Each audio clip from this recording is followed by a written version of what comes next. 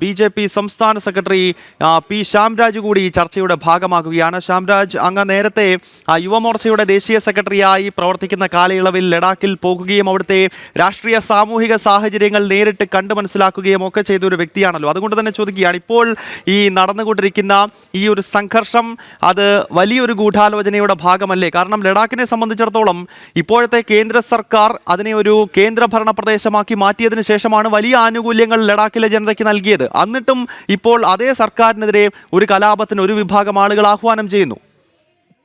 അത് 100% ഗൂഢാലോചന അതിന്റെ പിന്നിലുണ്ട്. കാരണം നിങ്ങൾ സൂചിപ്പിച്ച പോലെ തന്നെ നമ്മൾ ഈ കാശ്മീരിന്റെ പ്രത്യേക പദവി എടുത്തു കഴിഞ്ഞതിന് ശേഷമുള്ള ലഡാക്കിനെയും പഴയ ലഡാക്കിനെയും കണ്ടിട്ടുള്ളതാണ്. സത്യത്തില് വീർത്തുമുട്ടിയിരുന്ന ഒരു ജനതയ്ക്ക് ശ്വാസം കൊടുക്കുന്ന പ്രക്രിയയായിരുന്നു സത്യത്തിൽ കേന്ദ്ര സർക്കാരിന്റെ ഭാഗത്തു നിന്ന് നടന്നിട്ടുള്ളത്. അതുകൊണ്ട് തന്നെ ഇപ്പോൾ ഇവിടെ ഉണ്ടായിട്ടുള്ള ഈ അക്രമങ്ങളൊക്കെ പൂർണ്ണമായിട്ടുള്ള ഗൂഢാലോചന തന്നെയാണ്. അതിനകത്ത് ചില മാധ്യമങ്ങളിൽ അതോടൊപ്പം തന്നെ കോൺഗ്രസ് പ്രൊഫൈലുകളിൽ നിൽക്കുന്ന അവരുടെ ഒരു പരാമർശം എന്നുള്ളത് ജൻസി പ്രക്ഷോഭം ഇന്ത്യയിലും എന്നുള്ളതായിരുന്നു. നേപ്പാളില് അവിടുത്തെ പാർലമെന്റ് കത്തിച്ച ആ സമയത്ത് തന്നെ ഇന്ത്യയിലെ പല പ്രൊഫൈലുകളിൽ നിന്നും, പ്രത്യേകിച്ച് ഇടത് കോൺഗ്രസ് തീവ്ര ഇസ്ലാമിക പ്രൊഫൈലുകളിൽ നിന്ന് അത്തരത്തിലുള്ള പലതരത്തിലുള്ള പരാമർശങ്ങൾ വന്നിരുന്നു. അപ്പോൾ അതോടൊപ്പം തന്നെ ഞാൻ മനസ്സിലാക്കിയിട്ടുള്ള ഇതൊന്ന് അറസ്റ്റ് ചെയ്യപ്പെട്ടിരിക്കുന്നു, ഇതുമായിട്ട് ബന്ധപ്പെട്ട് അറസ്റ്റ് ചെയ്യപ്പെട്ടിരിക്കുന്ന അവിടുത്തെ കോൺഗ്രസിന്റെ ഒരു കൗൺസിലറെയാണ്. അപ്പോൾ ഇത് കരുതിക്കൂട്ടി തന്നെ ഉള്ളതാണ് എന്ന കാര്യത്തിൽ യാതൊരു സംശയവുമില്ല. കാരണം ഇതിനകത്ത് ഇപ്പൊ 6-ാം തീയതി ഈ പറഞ്ഞ പ്രക്ഷോഭകരല്ല, 6-ാം തീയതി ഈ പറഞ്ഞ സമരക്കാരുമായിട്ട് പ്രതിഷേധക്കാരുമായിട്ട് ചർച്ച നടത്താനിരിക്കെ ആണ് ഇപ്പൊ ഇത്തരത്തിലുള്ള ഒരു പ്രക്ഷോഭം പൊട്ടിപ്പുറപ്പെട്ടിട്ടുള്ളത്. അപ്പൊ അതൊക്കെ കരുതി കൂട്ടിച്ചിരുന്നോ അതല്ലെങ്കിൽ വിദേശ രാജ്യങ്ങളിൽ നിന്നടക്കമുള്ള ഗൂഢാലോചന ഭാഗമായിട്ടോ ചെയ്തതായിരിക്കും. അതിനകത്ത് കോൺഗ്രസ് പാർട്ടി ഉണ്ട് എന്നുള്ളതാണ് നമ്മൾ ശ്രദ്ധിക്കേണ്ടതായിട്ടുള്ളത്. ഞാൻ 2012 ഒരു സമരത്തിലേക്ക് കൂടി നിങ്ങളുടെ ശ്രദ്ധ ഞാൻ ആകർഷിക്കാൻ വേണ്ടി ശ്രമിക്കുകയാണ്. 2012 യൂത്ത് അഗെയിൻസ്റ്റ് കറപ്ഷൻ എന്ന് പറഞ്ഞിട്ട് രാജ്യത്തൊട്ടാകെ വലിയ വലിയ പ്രതിഷേധങ്ങൾ നടന്നിരുന്നു. പക്ഷെ അതൊക്കെ സമാധാനപരമായിട്ടുള്ള ആയുധം കയ്യിലെടുക്കാത്ത പ്രതിഷേധമായിരുന്നു. ഇന്നിപ്പോ ഏകദേശം 1800 പേരൊക്കെയാണ് ലഡാക്കിൽ ഈ പ്രതിഷേധത്തിൽ പങ്കെടുത്തിട്ടുള്ളത് എന്നാണ് മനസ്സിലാക്കാൻ വേണ്ടി സാധിച്ചത്. പക്ഷെ 10,000 പങ്കെടുത്തിട്ടുള്ള വലിയ പ്രതിഷേധങ്ങൾ ഈ രാജ്യത്തിന് മുമ്പ് നടന്നിട്ടുണ്ട്.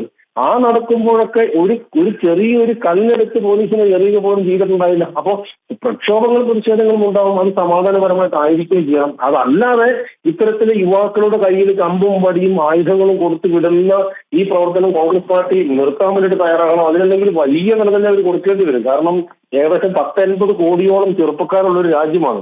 ആ ചെറുപ്പക്കാരെ ജോലി ചെയ്യാൻ പറയുന്നതിന് പകരം, പഠിക്കാൻ പറയുന്നതിന് പകരം എങ്ങനെയും അധികാരം പിടിക്കണം എന്ന് പോലും എനിക്ക് തോന്നുന്നില്ല, എങ്ങനെയും ഈ രാജ്യത്തെ അട്ടിമറിക്കുക എന്നുള്ള ലക്ഷ്യത്തോടെയാണ് കോൺഗ്രസ് പാർട്ടി പ്രവർത്തിച്ചുകൊണ്ടിരിക്കുന്നത്. അവിടെയാണ് പ്രശ്നം പറയുന്നത്. ഇവർക്ക് ജനാധിപത്യ രീതിയിൽ കോൺഗ്രസ് പാർട്ടിക്കും രാഹുൽ ഗാന്ധിക്കും ഈ രാജ്യത്തിന്റെ ഭരണം കൈയാളാൻ വേണ്ടിയിട്ട് പറ്റില്ല എന്ന് മനസ്സിലായ സമയത്ത് ഈ ലോകത്തിലെ ഏറ്റവും വലിയ ജനാധിപത്യ രാജ്യത്തിന്റെ ജനാധിപത്യ രീതിയിൽ തെരഞ്ഞെടുത്ത ഒരു സർക്കാരിനെ അട്ടിമറിക്കാനുള്ള വിഫലമായിട്ടുള്ള ഒരു ശ്രമമാണ് കോൺഗ്രസ് പാർട്ടിയുടെ ഭാഗത്തുനിന്ന് ഉണ്ടായിട്ടുള്ളത്.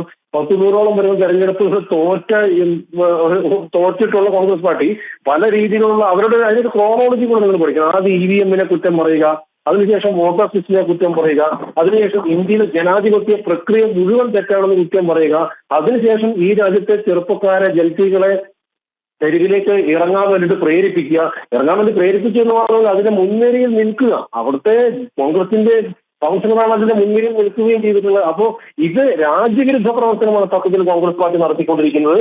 ഇതിനെ വെച്ചു പൊറുപ്പിക്കാനൊന്നും പറ്റില്ല. ശക്തമായിട്ടുള്ള പ്രതിഷേധം ഉണ്ടാവണം എന്ന് തന്നെയാണ് എന്റെ ആഗ്രഹം. പിന്നെ ഇന്ത്യ പോലൊരു രാജ്യത്ത് ഇത് നേപ്പാളോ ബംഗ്ലാദേശോ ഒന്നുമല്ല, ഇന്ത്യയാണ് എന്ന് കോൺഗ്രസ് പാർട്ടി നന്നായിട്ട് മനസ്സിലാക്കുന്നത് കൂടി നല്ലതാണ്. ഇവിടുത്തെ ചെറുപ്പക്കാര് ഇവരുടെ ഈ താളത്തിനൊന്നും ഒരു പരിധി കൂടുതൽ തുള്ളാൻ വേണ്ടിയിട്ട് പോകുന്നില്ല. ഇതൊക്കെ ഞാൻ മനസ്സിലാക്കിയെടുത്തോളം വരും ദിവസങ്ങളിൽ ലഡാക്കിൽ തന്നെ അവിടുത്തെ ചെറുപ്പക്കാരുടെ നേതൃത്വത്തിൽ വലിയ രീതിയിലുള്ള നമ്മുടെ രാജ്യത്തിന് അനുകൂലമായിട്ടുള്ള വലിയ ഒത്തുചേരലുകളൊക്കെ കൂടായില്ല. കാരണം നമ്മുടെ രാജ്യത്തിലെ ചെറുപ്പക്കാരുടെ മനസ്സ് എന്ന് പറയുന്നത് അങ്ങനെയാണ്. അതുകൊണ്ട് ഇത്തരത്തിലുള്ള പാഴ്ശ്രമം കോൺഗ്രസ് പാർട്ടി നടത്തുമ്പോൾ തന്നെ ശ്രീ ശ്യാംരാജ്, ഈ സർക്കാർ ഈ ലഡാക്കിനെ ഒരു കേന്ദ്രഭരണ പ്രദേശമാക്കി മാറ്റിയതിനു ശേഷം അവിടെ ചെയ്തേക്കുന്ന കാര്യങ്ങൾ നോക്കിക്കഴിഞ്ഞാൽ ഇപ്പോൾ 45% മാത്രം സംവരണം ഉണ്ടായിരുന്ന അവിടുത്തെ ട്രൈബൽ കമ്മ്യൂണിറ്റിയുടെ സംവരണം അത് ഏതാണ്ട് 84% മാറ്റിയിരിക്കുന്നു. അതുപോലെ തന്നെ ലഡാക്ക് കൗൺസിലിലേക്ക് സ്ത്രീകൾക്ക് സംവരണം ഇരട്ടിയാക്കി. പരമ്പരാഗത ഭാഷയായിട്ടുള്ള ബൂട്ടി അതോടൊപ്പം തന്നെ പുർഗി തുടങ്ങിയ 2 ഭാഷകളെ ഔദ്യോഗിക ലാംഗ്വേജുകളാക്കി മാറ്റി. ഇതെല്ലാം കൊടുക്കുന്ന ഒരു സർക്കാർ മാത്രമല്ല, ലഡാക്കിൻ്റെ വർഷങ്ങളായിട്ടുള്ള ആവശ്യം ഈ കശ്മീരിൽ നിന്നും എങ്ങനെയെങ്കിലും ഒരു മോചനം വേണം. കാരണം കശ്മീർ താഴ്വരയിൽ നടന്നുകൊണ്ടിരിക്കുന്ന സംഘർഷങ്ങളുമായി ഒന്നും ലഡാക്കിന് ഒത്തുചേർന്ന് പോകാൻ കഴിയുന്നില്ല. ഇതെല്ലാം ചെയ്തു കൊടുത്തൊരു സർക്കാരിനെതിരെയാണ് ഇപ്പോൾ ഇത്തരം ഒരു കലാപത്തിന് ഈ വാങ്ചൂക്കിനെ പോലുള്ളവർ ആഹ്വാനം ചെയ്യുന്നത്. നോക്കൂ, ഈ 85% വരുന്ന സംവരണം കൊടുക്കുന്ന സ്ത്രീകൾക്ക് അത്രമാത്രം പ്രാതിനിധ്യം കൊടുക്കുന്നു. അതിനൊക്കെ അപ്പുറത്തേക്ക് ലോകത്തിലെ ഏറ്റവും ഉയരത്തിലുള്ള ഫുട്ബോൾ സ്റ്റേഡിയം, അതായത് ഈ സംവരണം ഒക്കെ എല്ലാ ആളുകൾക്കും കൊടുക്കുന്നതിനോടൊപ്പം തന്നെ പൂർണ്ണമായിട്ടുള്ള കഴിഞ്ഞ ഒരു 19 വർഷക്കാലത്തേക്ക് ലഡാക്ക് കാണാത്തത്ര വികസനം കഴിഞ്ഞ 5-6 വർഷത്തിനകത്ത് BJPയുടെ നേതൃത്വത്തിലുള്ള കേന്ദ്ര സർക്കാർ കൊണ്ടുവന്നിട്ടുണ്ടല്ലേ. അപ്പൊ ഈ പറഞ്ഞ ലോകത്തിലെ ഏറ്റവും ഉയരം കൂടിയ ഫുട്ബോൾ സ്റ്റേഡിയം അടക്കമുള്ള കാര്യങ്ങൾ കൊണ്ടുവന്നിട്ടുണ്ട്. എന്നിട്ടും ഇത് പോരാ എന്ന് പറഞ്ഞിട്ടുള്ള സമരങ്ങളെയൊന്നും അംഗീകരിക്കാൻ വേണ്ടിയിട്ട് പറ്റില്ല. നോക്കൂ, അവിടെ നിലവിലെ തന്നെ സംവരണം എന്നാണ് അവിടെ കിട്ടി തുടങ്ങിയത്. അതും കൂടെ ഒന്ന് ആലോചിക്കണ്ടേ. ഈ കോൺഗ്രസ് പാർട്ടി ഈ സമരക്കാരെ പിന്തുണയ്ക്കുന്ന ആളുകളും എന്ന് മുതലാണ് അവിടെ സമരം ലഡാക്കിലും അതോടൊപ്പം കാശ്മീരിലൊക്കെ സംവരണം കിട്ടാൻ തുടങ്ങിയത് എന്നും കൂടെ ഒന്ന് ആലോചിക്കണ്ടേ. അതെല്ലാം ഈ കേന്ദ്ര സർക്കാർ വന്നതിന് ശേഷം കാശ്മീരിന് പ്രത്യേക പദവി എടുത്ത് കളഞ്ഞതിന് ശേഷം സംഭവിക്കുന്നതാണ്. പിന്നെ ഒരിക്കലും അംഗീകരിക്കാൻ വേണ്ടിയിട്ട് പറ്റാത്ത രീതിയിലുള്ള ഇത്ര ഉയർന്ന രീതിയിലുള്ള ആവശ്യങ്ങളൊക്കെ ഇവർ ചോദിക്കുന്നു എന്ന് പറയുന്നതിന്റെ ഉദ്ദേശം തന്നെ ഇവർക്ക് പിന്നിൽ ആരോ ഉണ്ട് എന്നുള്ളതും അവർ കരുതി കൂട്ടി ചെയ്യുന്നുണ്ട് എന്നുള്ളതും തന്നെയാണ്. അപ്പോ അതുകൊണ്ടാണ് ഞാൻ പറഞ്ഞത്, ഇതിനെയൊന്നും ഇന്ത്യൻ ജനത അംഗീകരിക്കാൻ പോകുന്നില്ല, അംഗീകരിക്കേണ്ട ആവശ്യമേ ഇല്ല എന്ന് ഞാൻ ഇപ്പോൾ ഈ സമയത്ത് പറയാനുള്ള കാരണം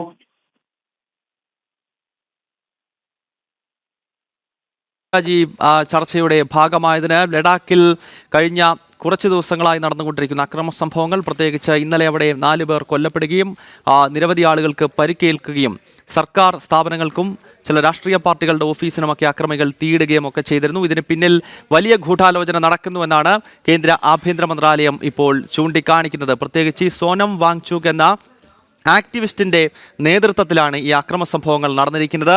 അറബ് വസന്തം, അതുപോലെ തന്നെ നേപ്പാളിൽ അടുത്തിടെ നടന്ന ജൻസി കലാപം, ഇതിന് സമാനമായ രീതിയിലുള്ള സംഘർഷത്തിനാണ് വാങ്ചൂക്കും അതുപോലെ തന്നെ ഇപ്പോഴത്തെ ഈ കലാപകാരികളും ലഡാക്കിൽ ശ്രമിക്കുന്നത്. അതിനെ ശക്തമായി തന്നെ നേരിടുമെന്ന കൃത്യമായ സന്ദേശം കേന്ദ്ര ആഭ്യന്തര മന്ത്രാലയം നൽകിയിരിക്കുകയാണ്. ഇതുമായി ബന്ധപ്പെട്ട വാർത്തകളാണ് ഡൽഹിയിൽ നിന്ന് ജിഷ്ണു കൃഷ്ണൻ പങ്കുവച്ചത്. ഈ ചർച്ചയുടെ ഭാഗമായ സൗത്ത് ഇന്ത്യൻ സ്റ്റഡീസിൻ്റെ ഡയറക്ടർ പി സന്ദീപ്, അതുപോലെ തന്നെ BJPയുടെ സംസ്ഥാന സെക്രട്ടറി പി ശ്യാംരാജ് എന്നിവർക്കും നന്ദി.